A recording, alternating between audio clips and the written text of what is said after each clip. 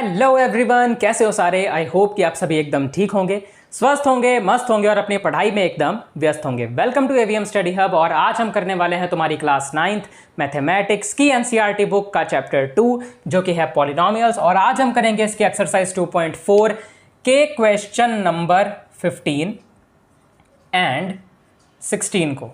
आज इन दोनों ही क्वेश्चंस को हम कंप्लीट करेंगे और इन दोनों क्वेश्चंस को करने के साथ साथ तुम्हारा ये जो चैप्टर पॉलिनोमियल्स है वो भी कंप्लीट हो जाएगा। और इससे पहले के जितने भी क्वेश्चंस हैं हम सारे डिस्कस कर चुके हैं। हर एक क्वेश्चन की, हर एक एक्सरसाइज, हर एक कॉन्सेप्ट, एग्जाम्पल की सारी वीडियोस अपलोडेड हैं इसी चैनल पर फिलहाल शुरू करते हैं इस 15th क्वेश्चन से।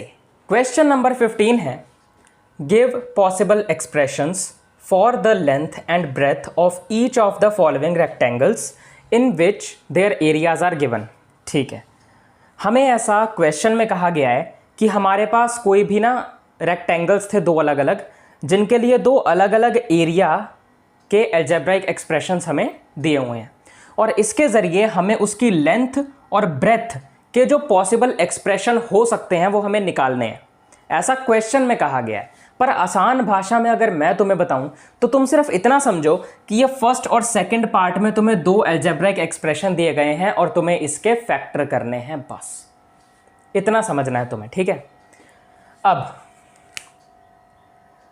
अलजेब्राइक एक्सप्रेशन जो है, अगर तुम इसकी डिग्री देखो, अगर ये जो पॉलिनोमियल है तुम उसकी डिग्री देखो तो तुम ऑब्जर्व करोगे, तुम देख पाओगे कि इसकी जो डिग्री है वो 2 है। डिग्री क्या होती है? किसी भी पॉलिनोमियल में जो वेरिएबल है उसमें से किसी भी एक वेरिएबल की जो सबसे बड़ी वाली पावर होती है ना, वो उस पॉलिनोमियल की डिग्री होती है। तो यहां पर इस पॉलिनोमियल की डिग्री है 2, यानी कि ये है क्वाड्रेटिक पॉलिनोमियल। और हर क्वाड्रेटिक पॉलिनोमियल के फैक्टर्स निकालने के लिए हम दो मेथड यूज करते हैं। पहला मेथड होता है स्प्लिटिंग द मिडिल टर्म और दूसरा मेथड होता है फैक्टर थ्योरम वाला। हम splitting the middle term method से यहां पर इसे सॉल्व करने वाले हैं। अगर तुमने फैक्टर थ्योरम वाला मेथड भी पढ़ना है या स्प्लिटिंग द मिडिल टर्म वाला मेथड पहले नहीं पढ़ा हुआ है तो इसी चैनल पर इन टॉपिक्स के ऊपर, इन सभी कॉन्सेप्ट्स के ऊपर एक अलग वीडियोस बन रखी हैं, तो तुम जाकर उसे देख सकते हो। टॉपिक का नाम सर्च करो, आगे एवीएम स्टडी हब सर्च कर देना, तुम्हारे सामने वीडियो आ जाएगी। और बाकी इसकी एक प्लेलिस्ट भी बनी हुई है पूरे चैप्टर की, प्लेलिस्ट वाले सेक्शन में इसी चैनल के, तो जाकर वहाँ पर भी देख सकते हो। पर फिलहाल तो क्वेश्चन कराने पे डिस्कशन करते हैं, इसी पर ध्यान देते हैं। फर्स्ट पार्ट है, फिलहाल यहाँ पर मैं एरिया नहीं लिखूंगा, मैं सीधा ये एक्सप्रेशन लिखता हूँ। ठीक है, एक्सप्रेशन है 25a² माइनस 35a प्लस 12। ठीक है, अब splitting the middle term method से क्वेश्चन सॉल्व करने का या फैक्टर निकालने का जो तरीका है उसका पहला स्टेप है ये जो कांस्टेंट टर्म है और ये जो a² के साथ का कोएफिशिएंट है 25, इसको और इस 12 को पहले तो मल्टीप्लाई करो। जब हम 25 और 12 को मल्टीप्लाई करेंगे तो क्या मिलेगा देखते हैं। 2 5 ज़ा 10, 2 2 ज़ा 4 एंड 1 5, उसके बाद 1 5 ज़ा 5, 1 2 ज़ा 2, 0, 5 और 5 हो गया 10 और ये हो गया 3, तो ये आ गया 300 आया। अब इस 300 को साइड में लिखो और फिर ये जो बीच में इस a का जो कोएफिशिएंट है -35 उसे यहाँ पे लिखो।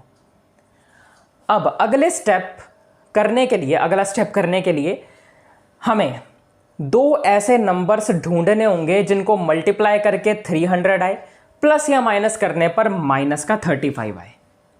ठीक है, तो ऐसे जो दो नंबर्स मेरे दिमाग में आ रहे हैं वो है 15 और 20। 15 और 20 कैसे आया मेरे दिमाग में? 15 का या 15 का टेबल तो आता होगा, है ना। तो 15 2 ज़ा कितना होता है? 30 होता है। पर वहीं अगर मैं एक 0 यहाँ पर ऐड कर दूं तो 15 20 ज़ा कितना हो जाएगा? 300 हो जाएगा। तो 15 20 ज़ा तो 300 होता है। और अगर मैं 15 और 20 को प्लस करूंगा तो माइनस का 35 भी आता है। पर मैंने तुम्हें पहले ही बताया है कि यहां पर हाँ 15 और 20 को प्लस करूंगा तो 35 आता है प्लस का, पर यहां पर मुझे चाहिए माइनस का 35। तो माइनस का 35 लाने के लिए मैं क्या करूंगा, दोनों के ही आगे माइनस का साइन लगा दूंगा, क्योंकि हमें पता है कि अगर हमारे पास कोई भी दो अलग अलग नंबर्स हों और दोनों के ही आगे सेम साइन हो या दोनों के ही आगे नेगेटिव का साइन हो तो वो होंगे तो आपस में ऐड ही, प्लस ही, बस प्लस होने के बाद जो आगे साइन है वो नेगेटिव का आ जाएगा। जैसे अगर मेरे पास में माइनस का 2 और माइनस का 3 दिया हुआ है तो यहाँ पे 2 और 3 को हम करेंगे ऐड ही, आएगा तो 5 ही, बस उसके आगे जो साइन है वो वही आएगा जो दोनों के आगे सेम है, जो कि है नेगेटिव का साइन। ठीक है, इतना समझ आ गया। तो अब हमें ऐसे दो नंबर मिल गए हैं जिनको मल्टीप्लाई करने पे 300 भी आएगा, प्लस या माइनस करने पर माइनस का 35 भी आएगा, वो है -15 -20। अब इससे अगला स्टेप करने के लिए सबसे पहले तो मैं इरेज कर देता हूं इतने स्टेप को। ठीक है, इसे ध्यान रख लेना, -15 -20 हमने ढूंढे हैं। इरेज कर देते हैं, जल्दी कर देते हैं, लेट नहीं करते हैं। ओके, -15 -20 ये दो नंबर हैं। अब सबसे पहले तो पहला नंबर एज इट इज,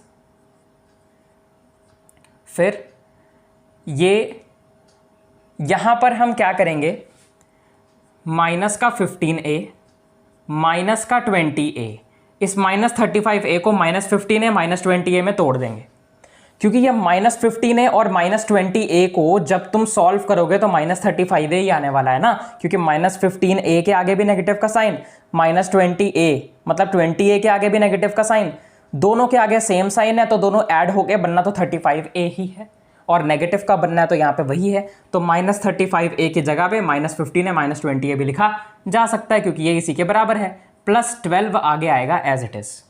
अब इन दोनों में से मैं क्या कॉमन ले सकता हूं, इन दोनों में से 25 और 15 में से मैं 5 कॉमन ले सकता हूं, तो मैं ले लेता हूं। 5 मैंने कॉमन लिया और मैं दोनों में से a भी कॉमन ले सकता। अब 25 में से 5 गया तो सिर्फ एक ही 5 बचेगा। कैसे? क्योंकि 25 जो है वो 5 मल्टीप्लाई बाय 5 यानी 2 5 से मिलके बना है, मल्टीप्लाई होके बना है, जिसमें से एक 5 तो कॉमन हो गया, तो ये एक 5 बच गया। ठीक है, अब a स्क्वायर है यानी 2a है, 2 में से एक a कॉमन हो गया, सिर्फ एक a बच गया, ये नेगेटिव का साइन एज इट इज। अब 15 जो है ये किससे मिलके बना है, ये 3 मल्टीप्लाई 5 से मिलके बना है। ठीक है, ये तो मैंने ऐसी लाइन डाली है, कुछ वन वुन नहीं डाला है, कंफ्यूज नहीं होना। तो 3 मल्टीप्लाई 5 यानी 3 5 से 15 होता है, तो 3 और 5 से मिलके ये 15 बना है, मल्टीप्लाई होके बना है। अब इनमें से जो 5 है वो तो बाहर कॉमन आ गया, यानी मेरे पास बचा सिर्फ 3, तो ये मैंने लगा दिया 3, और ये वाला a भी कॉमन आ चुका है, तो a तो रहा ही नहीं।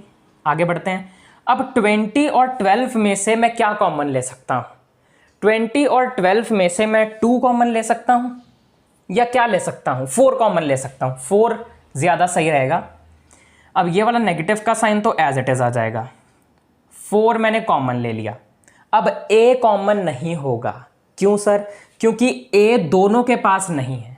हम सिर्फ वही चीज कॉमन ले सकते हैं किन्हीं भी दो नंबर्स में से जो दोनों के पास हो। जैसे यहां पर 5 दोनों के पास था, a दोनों के पास था, तो हमने 5a कॉमन ले लिया। यहां 4 दोनों के पास है, कैसे? क्योंकि 20 जो है वो 4 मल्टीप्लाई 5 से बना है, और जो 12 है वो 4 मल्टीप्लाई 3 से बना है, तो 4 तो दोनों के पास है, पर a सिर्फ 20 के पास है, 12 के पास नहीं है, इसलिए a कॉमन नहीं हो सकता। अब मैं लगा लूंगा ब्रैकेट। अब देखो यार, नेगेटिव साइन तो बाहर आ गया, इसलिए यहां नेगेटिव साइन 20 वाला उसके साथ नहीं आएगा। 20 में से 4 बाहर आ गया तो सिर्फ 5 बचा, तो ये मैंने लगा दिया 5। अब a तो कॉमन हुआ ही नहीं है, तो ये तो एज इट इज आ जाएगा। अब ये वाला प्लस का साइन नहीं आएगा, क्यों नहीं आएगा? क्योंकि बाहर नेगेटिव का साइन है, और जब भी हम किसी एक ऐसे नंबर को कॉमन लें जिसके आगे नेगेटिव का साइन हो, तो ब्रैकेट के अंदर वाले नंबर्स के साइन भी चेंज हो जाते हैं। जैसे ये नेगेटिव वाला था तो पॉजिटिव हुआ, पॉजिटिव वाला है तो नेगेटिव हो जाएगा। और फिर 12 4 और 3 से मिलके बना है, तो यहाँ पे 4 तो कॉमन आ गया, बचा सिर्फ 3 हो गया। अब यहाँ पर एक बात नोटिस करो कि 5a-3 5a-3 हमारे पास दो ब्रैकेट सेम आ गए। और जब splitting the middle term method को यूज़ करते हुए ये ऐसा स्टेप आ जाए तो समझ जाओ तुम क्वेश्चन को सॉल्व करने के लिए सही दिशा में आगे बढ़ रहे हो, तुम सही दिशा में क्वेश्चन को सॉल्व कर रहे हो, तुमसे कोई गलती अभी तक तो नहीं हुई है।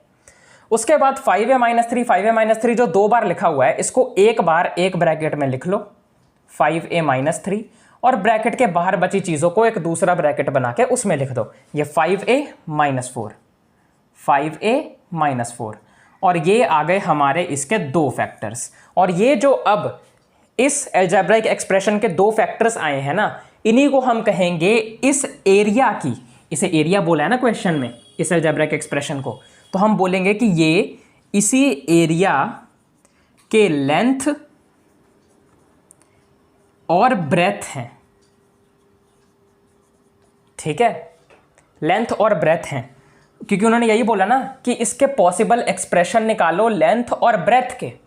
तो यहां पर ये रहा पॉसिबल एक्सप्रेशन लेंथ का जो कि है 5a-3, और ये रहा पॉसिबल एक्सप्रेशन ब्रेथ का जो कि है 5a-4।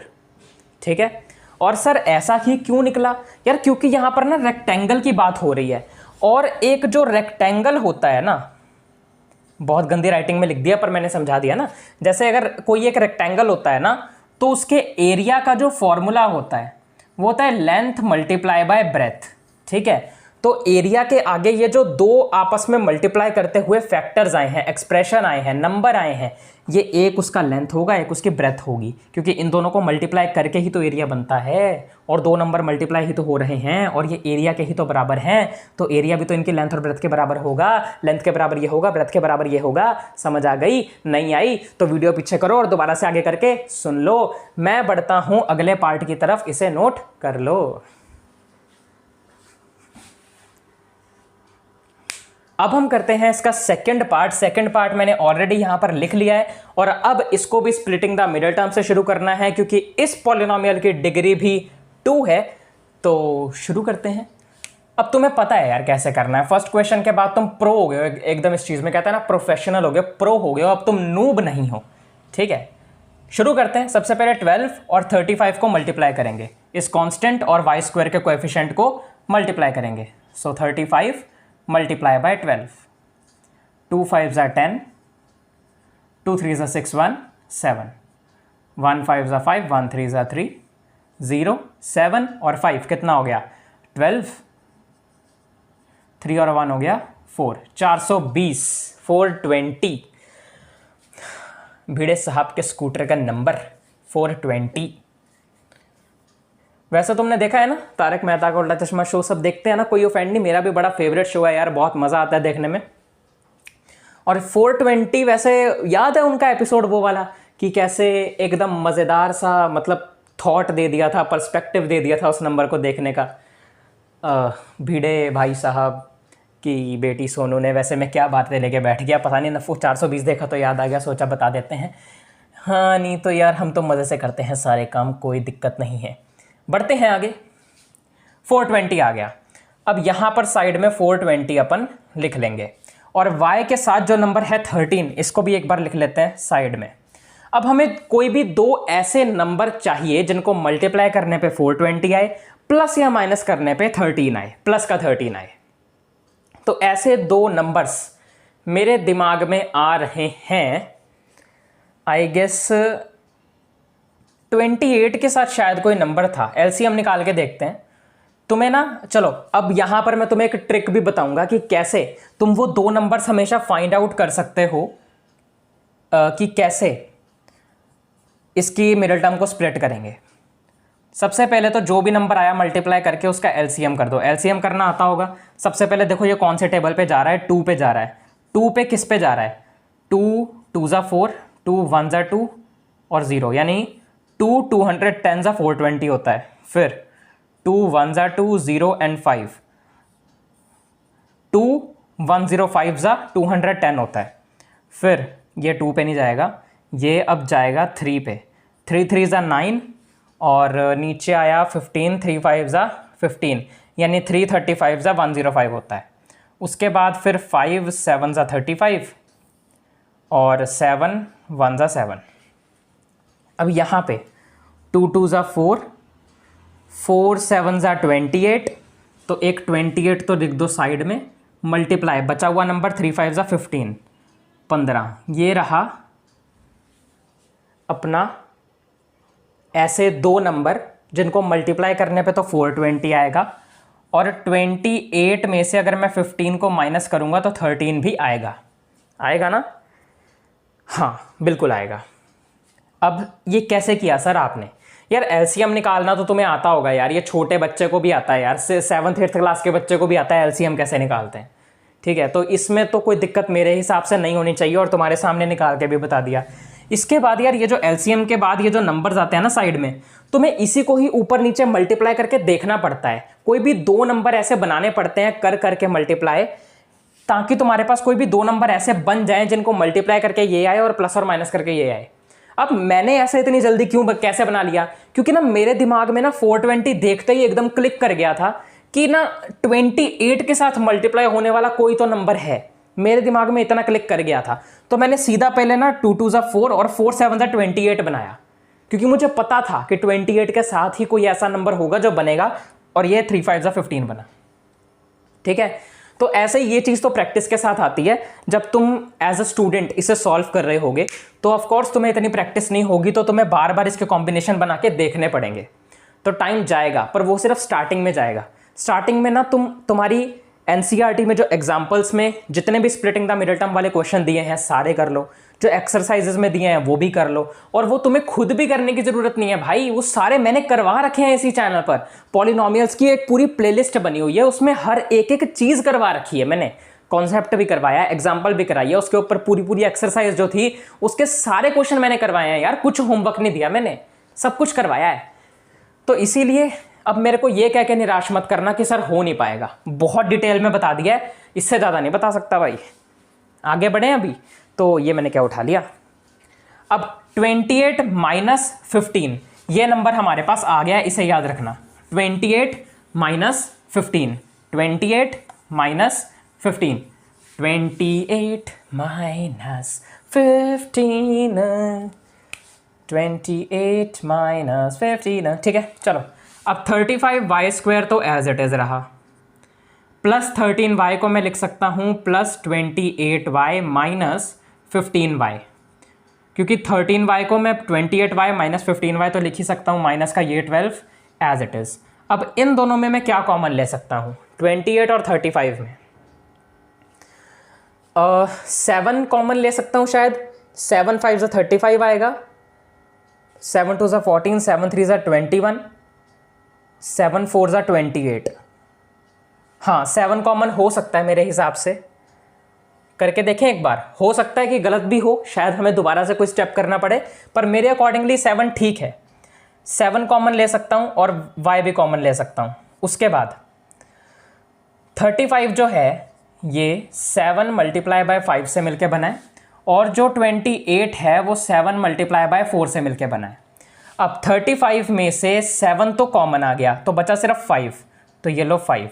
अब y² का मतलब है 2y, 2 में से एक y कॉमन आ गया, यानी बचा सिर्फ एक y, फिर ये वाला प्लस एज इट इज। अब 28 जो है वो 7 और 4 से मिलके बना है, 7 कॉमन आ गया तो सिर्फ 4 बचा, 4।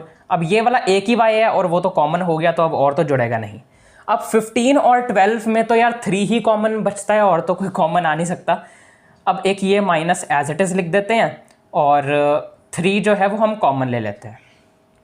ठीक है, अब मैंने तुम्हें पहले ही बताया था कि अगर तुम्हारे पास कॉमन नंबर जो है वो नेगेटिव हो, तो ब्रैकेट के अंदर तुम जो भी नंबर कॉमन को हटाकर लिखोगे उनके साइन चेंज हो जाएंगे। ठीक है, अब जैसे माइनस का 15y था, तो यहाँ से पहली बात तो माइनस हटेगा।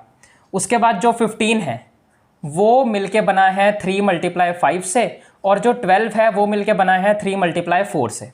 उसमें से अब 15 में से 3 तो कॉमन आ गया, तो 5 बच गया, 5 लिख लिया, और y तो एज इट इज रहेगा, क्योंकि y तो कॉमन हुआ ही नहीं है, क्योंकि 12 के पास y है ही नहीं, क्योंकि कॉमन तो वही चीज़ होती है जो दोनों के पास हो।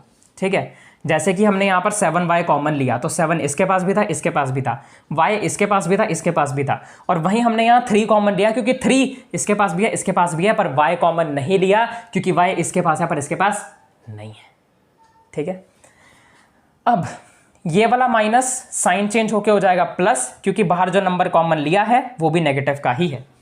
अब 12 जो है वो 3 या 4 से मिलके बना है और 3 कॉमन आ चुका है तो बचा 4।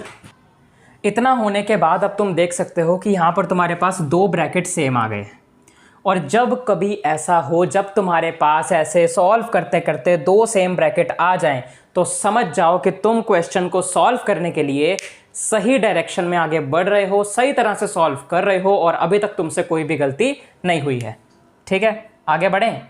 5y + 4 जो दोनों सेम आए थे उनको एक बार लिख लो और फिर एक और ब्रैकेट बनाओ और उसमें बचे हुए बाहर के नंबर लिख दो 7y और -3, 7y -3। और ये आ गए 2 फैक्टर्स इस सेकंड पार्ट के, यानी कि ये सेकंड पार्ट वाला जो एरिया था उसके लेंथ और ब्रेथ के पॉसिबल एक्सप्रेशंस ये आ गए, ये लेंथ के लिए, ये ब्रेथ के लिए। ठीक है, ये पॉसिबल एक्सप्रेशन है लेंथ के लिए और ये ब्रेथ के लिए। हो सकता है कि एनसीईआरटी में थोड़ा सा आगे पीछे दिया हो, तुम चाहो तो इसे ब्रेथ के लिए या इसे लेंथ के लिए भी ले सकते हो। सीधी सी बात कहने की यही है कि जो एरिया होता है रेक्टेंगल का वो लेंथ मल्टीप्लाई बाय ब्रेथ होता है। अब चाहे उसको तुम ब्रेथ मल्टीप्लाई बाय लेंथ लिखो तो भी कोई दिक्कत नहीं होने वाली है, चाहे तुम इसको लेंथ मानो, चाहे इसको ब्रेथ मानो, चाहे इसको लेंथ मानो, चाहे इसको ब्रेथ मानो, कोई दिक्कत नहीं है। पर इनमें से एक लेंथ है और एक ब्रेथ है, एक लेंथ का पॉसिबल एक्सप्रेशन है, एक ब्रेथ का पॉसिबल एक्सप्रेशन है। ठीक है, तो यहां पर तुम्हारा 15th क्वेश्चन कंप्लीट हो जाता है। और अब इसको नोट करो, कुछ नहीं, नोट करो। अब हम करेंगे 16th क्वेश्चन का सॉल्यूशन। 16th क्वेश्चन हमारे पास दिया हुआ है what are the possible expressions for the dimensions of the cuboids whose volumes are given below. जैसे क्वेश्चन नंबर 15 में तुम्हें एरिया दिया हुआ था रेक्टेंगल के, वैसे यहाँ पर 2 अलग अलग वॉल्यूम्स दी हुई हैं इस बार क्यूबॉइड की। और क्वेश्चन नंबर 15 में जैसे एरिया के हमने 2 फैक्टर निकाले थे, जो भी हमें अलजेब्रिक एक्सप्रेशन दिया था उसके 2 फैक्टर निकाले थे। इसमें जो हमें अलजेब्रिक एक्सप्रेशन दिया है वॉल्यूम का, इसके हमें 3 फैक्टर और निकालने हैं और उन्हीं को हमें इसका पॉसिबल एक्सप्रेशन या पॉसिबल डायमेंशन बोलना है। सीधी सी बात है, आसान से क्वेश्चन है। तो सीधा शुरू करते हैं पहले पार्ट के साथ। पहला पार्ट है, मैं वॉल्यूम नहीं लिखूंगा, सीधा इस एक्सप्रेशन से शुरू करता हूं, 3x² - 12x। अब यहां पर अगर तुम ध्यान से देखो तो मेरे पास देखते ही मुझे एक चीज कॉमन दिख रही है। क्या? वो है 3 और x। कैसे? क्योंकि यहां पर जो 12 है वो बना है 4 और 3 से मिलके, 4 × 3 से, यानी कि 3 इसके पास भी है और 3 12 के पास भी है, x इसके पास भी है और x इसके पास भी है, यानी कि इसके पास भी 3 है, इसके पास भी 3 है, इसके पास भी x है, इसके पास भी x है, तो मैं 3x कॉमन ले सकता हूं क्योंकि वो दोनों के पास है।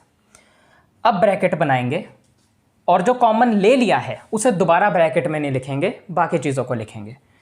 अब 3 तो कॉमन हो गया, अब x² यानी कि x 2 है, उसमें से एक x तो कॉमन आ गया, एक x बच जाएगा, माइनस ये वाला माइनस 12 में 4 और 3 हैं, जिसमें से 3 तो कॉमन ले लिया, बचा 4 और ये वाला x एक ही है और ये एक x तो कॉमन ऑलरेडी हो चुका है, तो अब और कुछ नहीं हो सकता।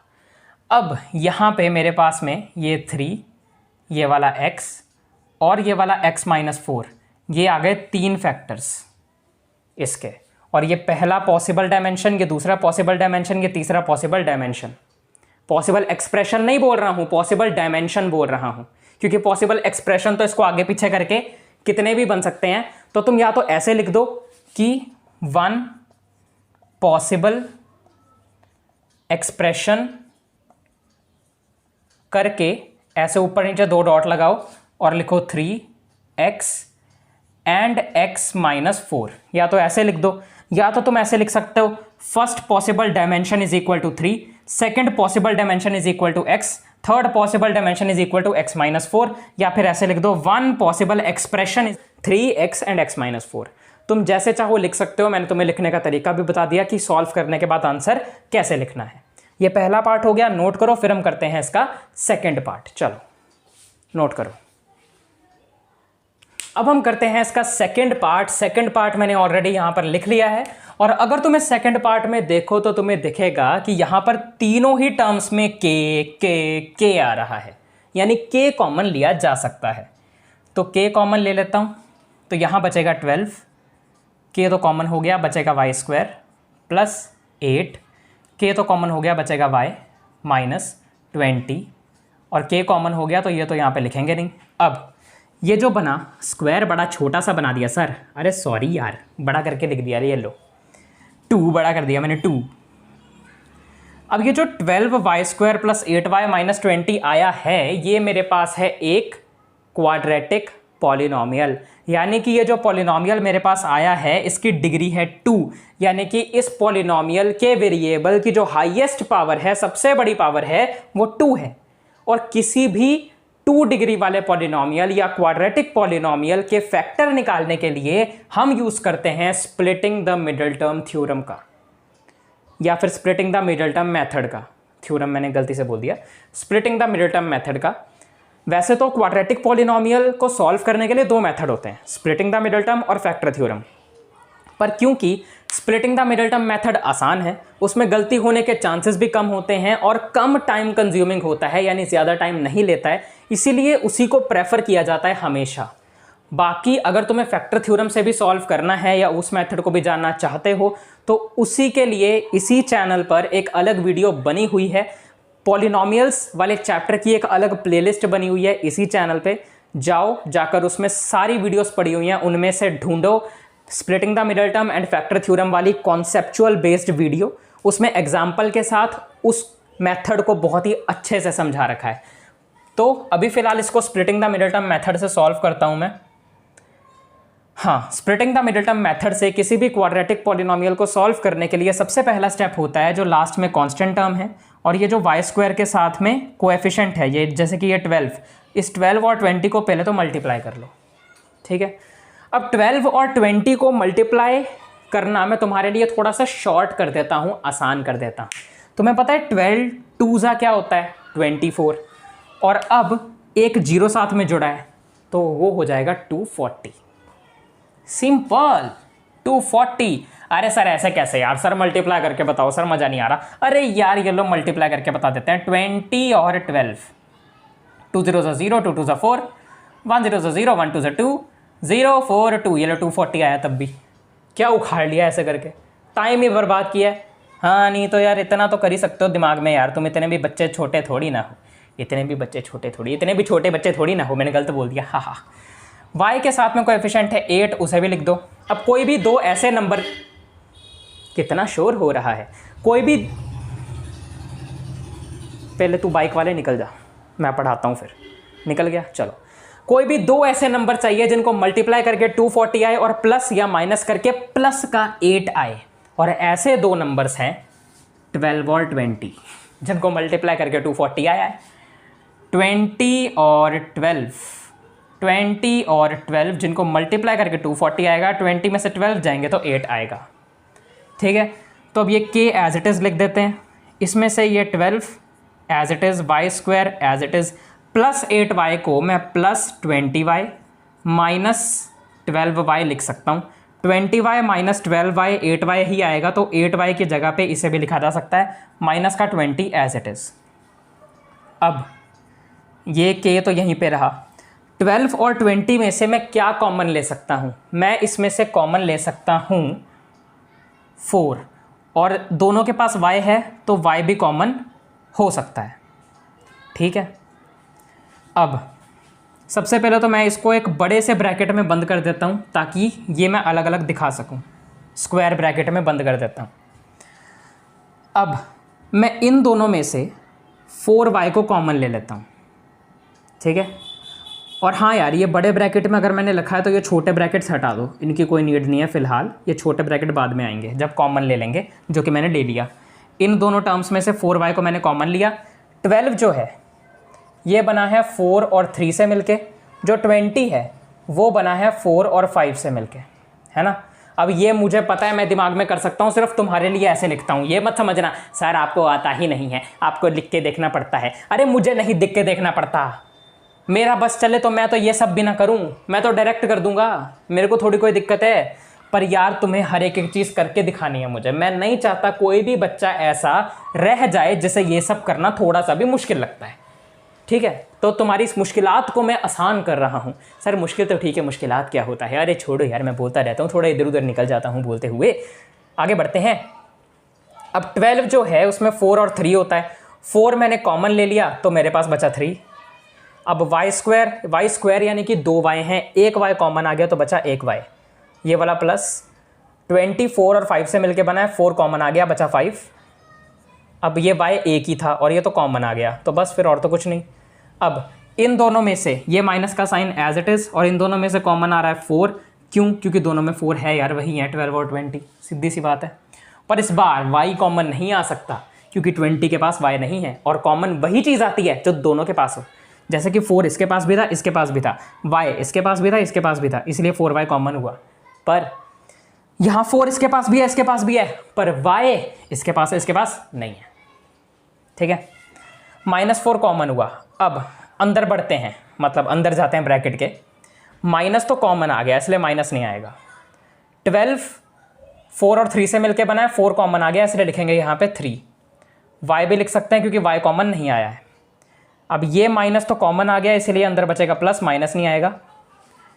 20 जो है वो 4 और 5 से मिलके बना, 4 कॉमन आ गया, बचा 5। अब यहाँ पे 3y + 5, 3y + 5, दो सेम ब्रैकेट आ गए। मतलब जब स्प्लिटिंग द मिडिल टर्म करते हुए कोई भी ऐसा स्टेप आ जाए जिसमें दो सेम ब्रैकेट आ जाएं, तो तुम समझ लेना कि तुम उस क्वेश्चन को सॉल्व करने के लिए सही दिशा में आगे बढ़ रहे हो, सही डायरेक्शन में आगे बढ़ रहे हो, और उस क्वेश्चन को गलत तरीके से नहीं कर रहे हो। अभी तक तुमसे कोई गलती नहीं हुई है। आगे बढ़ते हैं। अब मैं इन स्क्वायर ब्रैकेट्स को हटा सकता हूं क्योंकि अब k को एक ब्रैकेट में रखेंगे। ये जो 3y + 5 दो बार सेम आया है, इसको एक ब्रैकेट में रखेंगे और एक और एक्स्ट्रा ब्रैकेट बनाएंगे उसके लिए जो बाहर बचे हुए हैं, ये 4y और -4, 4y -4, और ये आ गए हमारे 3 फैक्टर्स इस दूसरे पार्ट के लिए।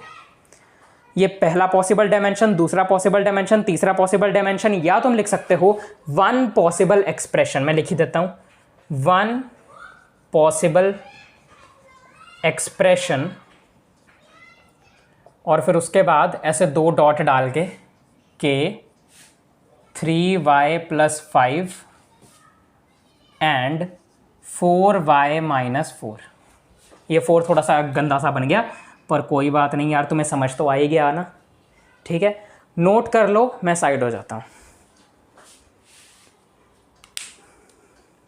क्वेश्चन नंबर 15 और 16 कंप्लीट हो चुका है, और इसी के साथ साथ तुम्हारा ये पूरा का पूरा चैप्टर पॉलिनोमियल्स फाइनली कंप्लीट हो चुका है। यार बहुत दिन ले गया ये चैप्टर, मेरे ख्याल से 3-3.5 हफ्ते के आसपास हो गए हैं हम इसी चैप्टर को ही पढ़ी जा रहे हैं, बिकॉज ये चैप्टर बहुत ही ज़्यादा लेंथी है। मुश्किल नहीं है, लेंथी है यार, बड़ा है ये चैप्टर, बहुत ज़्यादा लेंथ का चैप्टर है ये। मैं भी थक गया, तुम भी शायद थक गए होगे इस चैप्टर को पढ़ते पढ़ते। अब फाइनली इस चैप्टर को करने के बाद अब थोड़ा सा मूड चेंज होगा, हम एक नया चैप्टर करेंगे। इस चैप्टर को यहीं पे एंड करते हैं। एंड क्या करते हैं, एंड हो ही गया, ये चैप्टर कंप्लीट हो गया। अब जाने से पहले तो मैं कुछ बातें बता देता हूँ।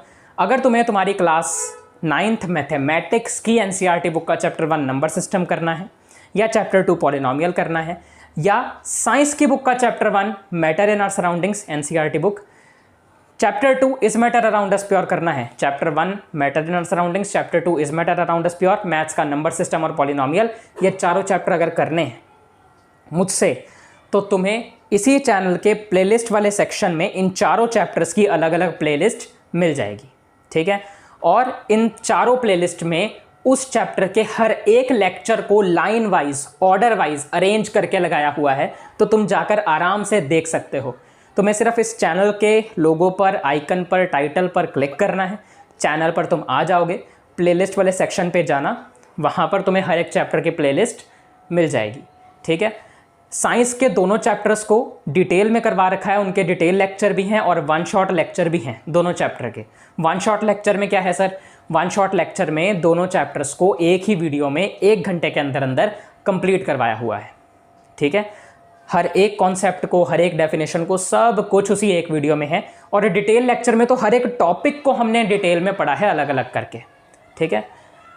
मैथमेटिक्स में तुम्हारे सारे कॉन्सेप्ट, सारे एग्जाम्पल, हर एक एक्सरसाइज का हर एक क्वेश्चन तुम्हें करवा रखा है, कुछ भी होमवर्क नहीं दिया गया, सब कुछ मैंने करवाया है और तुम आराम से बस देखो, करो, प्रैक्टिस करो, बस यही चाहता हूँ। सब्सक्राइब कर देना, नोटिफिकेशन बेल को ऑन कर देना, वीडियो को लाइक कर देना, शेयर कर देना अपने ज़्यादा से ज़्यादा फ्रेंड्स के साथ, क्लास 9th के स्टूडेंट्स के साथ। एक अच्छा सा कमेंट कर देना, कोई फीडबैक देना चाहो तो वो भी दे सकते हो। मैं मिलता हूँ तुम लोगों से अगले लेक्चर में एक नए चैप्टर के साथ। देखते हैं शायद साइंस का चैप्टर नंबर 3 अभी स्टार्ट करेंगे, देखते हैं। तब तक के लिए पढ़ लो। Bye bye bye.